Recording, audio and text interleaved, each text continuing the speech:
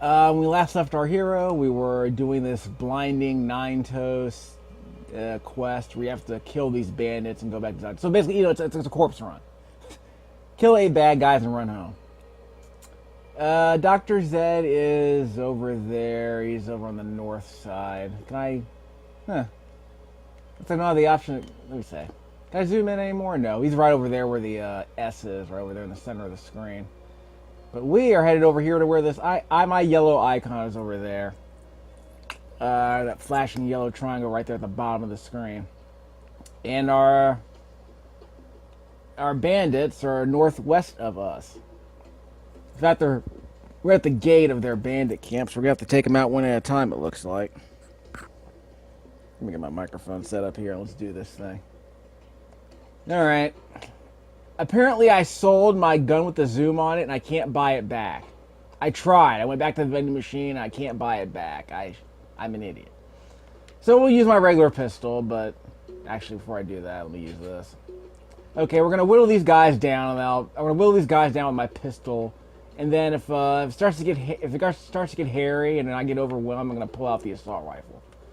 But in the meantime, I'll just kind of hang out here behind cover. I'll whittle these guys down one at a time. Ah! Where'd he come from? Now I wish I had my zoom. Yeah, well, I screwed myself up. Kind of hard. Again, it's kind of hard to aim unless you're really close to somebody. Shoot from the hip. Sit.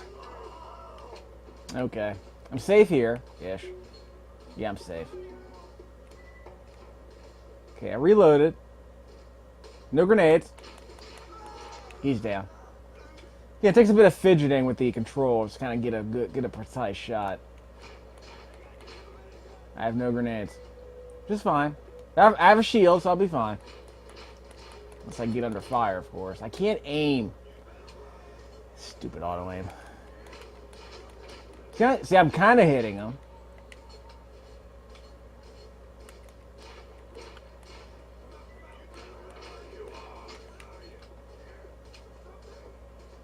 Okay, reload. Come on. This is the delay of 8 seconds apparently on the recharge. Darn it. Well, that other dude ran away, so it's just this guy. See, again, I can't aim. It's a lot easier in Borderlands 2 to take shots like that. Here you gotta fidget with it a little bit. Yeah, shut up, dude.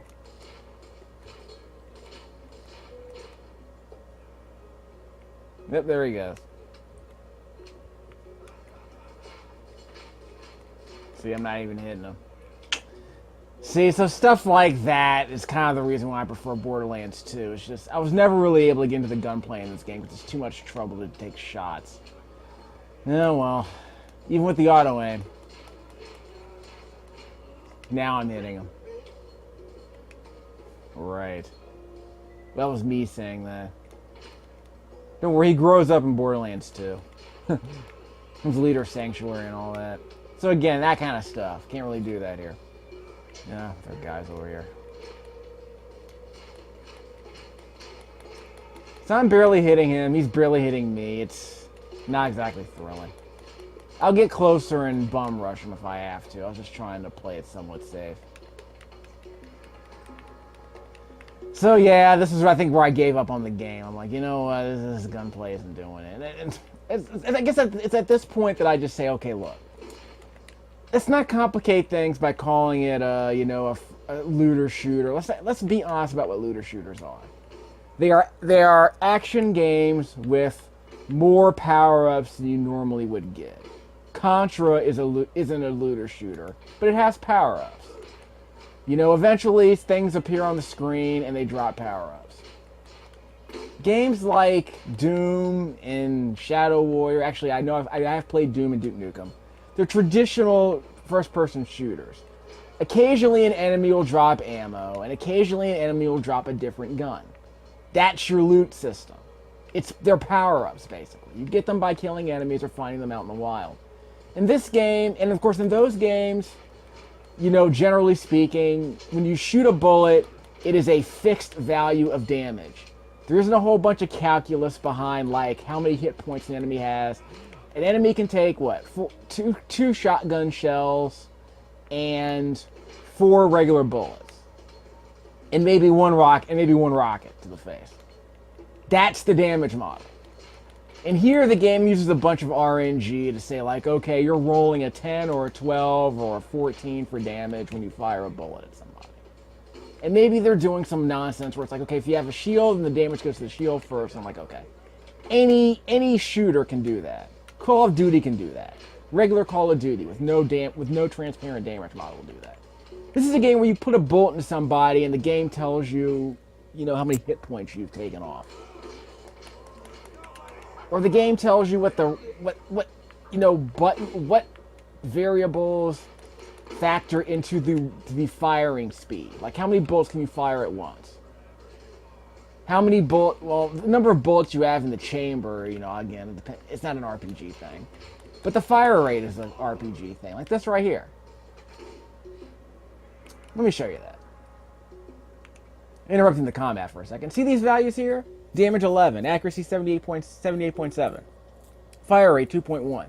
What does that possibly mean? Well, in a regular first-person shooter, the damage model is a set fixed value. There isn't a whole lot of variability between the same type of gun.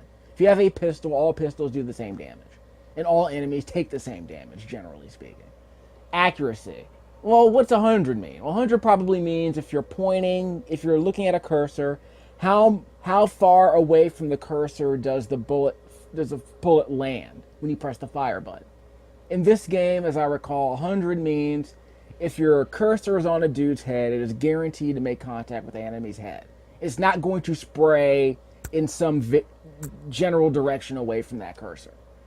This lower value means that, yeah, there is some spray. If your cursor is pointed at an enemy's head, there is a blah blah percent chance there's a 78% chance that bullet's going to hit where that cursor is pointing.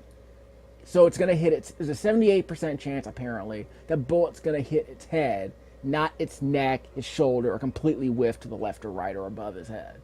So I guess that's what that means. And the fire rate is, of course, how many bullets are you going to be able... if you press the trigger, how many bullets are you going to pull off? This thing is 4 times fat. This rusty machine gun, is 4 times faster than this RF repeater. So it's going to fire off 4 bullets for every one this repeater shoots. It's actually more accurate too, but it fires 4 bullets. It's actually more accurate, but the other problem is that it does less damage. So I guess if you hit up with all 4 bullets, you're fine. You're golden. So that's how this game does RPG combat. It takes a traditional first-person shooter, kind of a clumsy one, frankly, and throws all these numbers on the screen to make sense of, so that you can determine how much damage each weapon does. So if enemies all have the same number of hit points, the numbers that you see on screen determine how many points are taken off their life bar when a bullet makes contact. In any other game, in a traditional first-person shooter, it's transparent. In a traditional game, it'd be opaque. You never know what those numbers are because the game doesn't show them to you. This game shows you what those numbers are. Shadow Warrior does that. Wasted, the Adult Swim game, does that. This game does that. I have no problem with this. In fact, I would not be opposed to a game like the original Doom, or even the new Doom, 2015, or 2016, excuse me. I wouldn't be opposed to a game showing you those numbers on screen. There's nothing wrong with seeing numbers on screen in a first-person shooter. In fact, I could argue it makes the game easier to play because you have a better idea about how the mechanics work. And it'd be nice if they actually showed you, okay, how much damage are you doing to this enemy? Shadow Warrior 2 does that. So why not do that? Why not do that? I mean, the reason why people don't like Shadow Warrior 2, if they don't like Shadow Warrior 2, isn't because you can see the numbers on screen. It's not because they don't like the gameplay. It's because they don't like the way the gameplay is integrated with whatever kind of metagame they got there.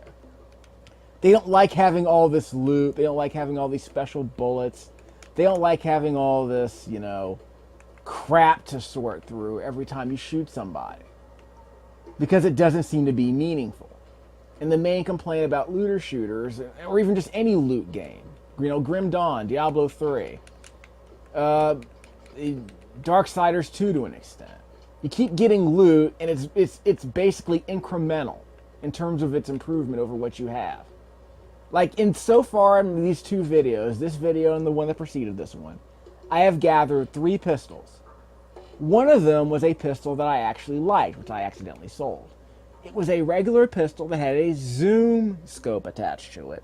So it was easier for me to kind of see an enemy when I looked down the iron sights. When I press the left trigger, I look down the iron sights for better aim, and I'm more likely to hit a particular limb or a particular part of their body. It's easier to shoot them from a distance. But I sold that weapon, I can't buy it back, so I hosed myself.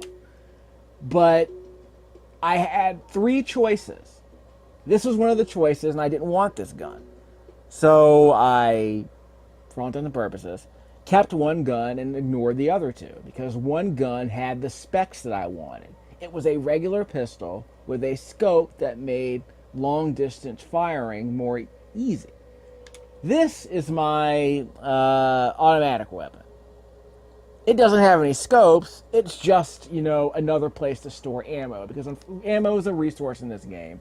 So it matters which gun you've equipped, because you have different types of ammo on the bottom left-hand corner of the screen. You see right there. Right now I only have 2 kinds of ammo available to me. I have regular pistol ammo and magazines for my automatic weapons. 239 of those. 239 automatic bullets. And 69 pistol bullets. That's all I have. So my logic is I'm going to switch between these 2 guns as needed to make sure I don't run out of ammo at any particular point. I'll just adjust the situation. If I get a significant improvement in terms of my gear, then I'll switch to that weapon. You saw me in my last video. I got that pistol with the scope, so I used that one instead. Because I had 3 different ways to shoot pistol ammo, and that zoom pistol, that pistol with the scope on it, was the best, most useful pistol that I had. And if I run, and right now I only have 57 bullets left, and my 57 pistol bullets left. So I might as well just switch to this gun, so that I'll be able to save my ammo. Although I need to turn in, because I've completed my quest by killing 8 bandits. Whoop! Skags. And again, these guys aren't great. I don't like fighting Skags. They're fast, and they don't shoot. But they're fast, but they don't shoot back. I'm actually kind of bored. They do gather up on you. They do gang up on you. So keep that in mind. I don't like wasting bullets on them because they're too hard to hit. And again, with the auto aiming, the crappy auto aiming system this game has is just, you know, not that great. Can I smash these piles? Not those piles, those are tires. Okay, I got ammo from Skags, and ask me why. Someone's behind me. Oh, these are the dead Skags, never mind. No, they're not dead Skags. Oh, they must be behind this wall. Just a second. There's Skags behind the wall. Yeah, there they are. Okay, that makes a bit more sense. Okay, yeah, they're behind the wall. Anyone else over here? Yeah, these guys. Just a second. Should probably just use my pistol. So I'm making the adjustment to the aiming nuances, and I guess I'm doing okay, but again, I seem to be wasting more bullets than I want because it's too hard to hit these guys. So it's not that they're bullet spongy, it's that they're too hard to hit. And the auto aiming doesn't work that well, so that's unfortunate. Get good, right? Well, again, in Borderlands 2, that wasn't an issue. Again, they made the game more accessible, so the strategy wasn't based on can you aim, but can you stay in cover? Can you set up your shots quickly enough to outlast mobs? And here, yeah, you gotta futz around with the gamepad, futz around with the sticks to get the right shots, because there's a chance you're gonna miss more often than you'd like, and that's unfortunate. And I'm willing to give this game a chance, but I'm not sure it's gonna hold up very well. I'm not thrilled with the combat so far. And that wasn't a problem in the other two Borderlands, in the sequels. I didn't have that problem in the sequels, but I have it now. And I don't like running everywhere. And there doesn't seem to be a fast travel point. There doesn't seem to be a fast travel point anywhere. So, in Borderlands 2, they're spaced out pretty widely. So there weren't that many of them. So you still had to explore. So that's a problem. Okay, this guy's a good guy. Yep. Yeah, he's the blind guy, yeah. Well, I didn't shoot him. I can turn into this guy, right? Now let's grab your money. Don't worry about me. I can take care of myself. I'll be by just fine. All right? Okay. You say so, bro. I can't get in. Let me in, dude. Yeah, worthless. Well, let's get loot. Get money. Which reminds me, where am I heading again? There's probably story-based stuff here later. So I gotta run back to town. Actually, there's a quick way to get around that. I can just quit my game and then just reload, and they'll end up right back at I'll end up right back at the town. So I'll do that eventually. I'm gonna waste a bunch of bullets on these guys. Again, I don't like shooting skags.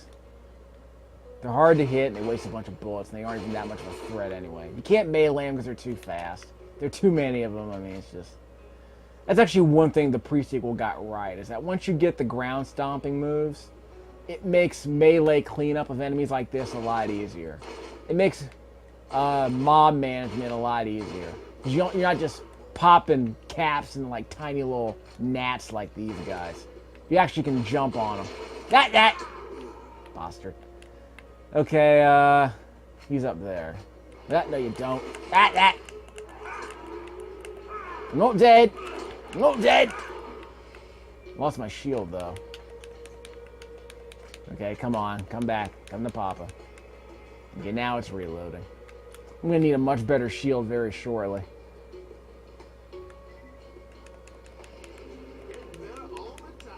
Let's see. So I completed a challenge. What I want to know is, do I have my turret yet? Nope. It'll show up eventually. So I'll turn in. I don't have any more quests. That sucks.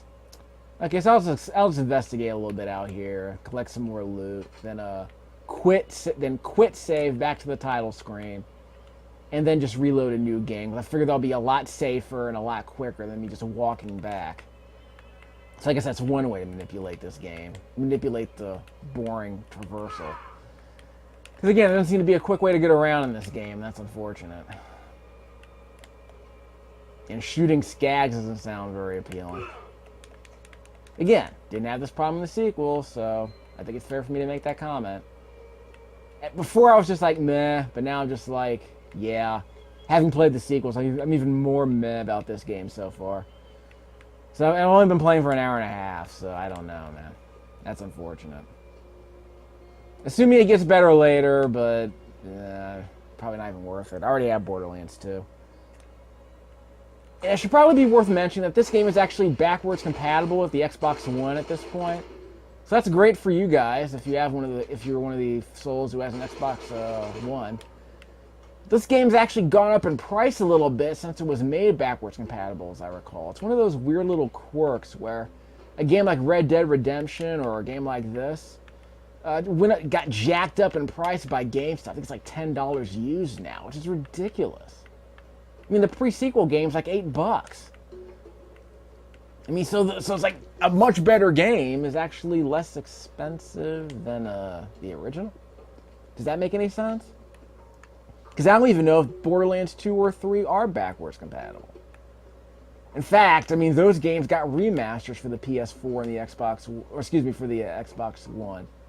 It's not a great remaster. I mean, I think the resolution's higher, but the frame rate's still locked to 30, as I recall.